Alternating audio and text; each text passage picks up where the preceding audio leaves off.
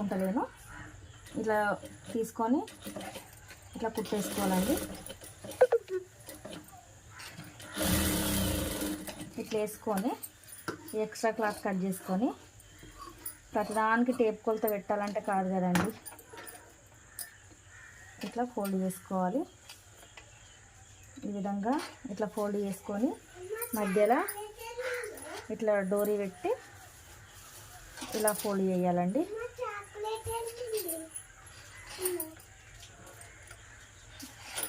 ఇట్లా ఫోల్డ్ చేసి దీని మీదకి ఒక స్టిచ్ చేయాలండి.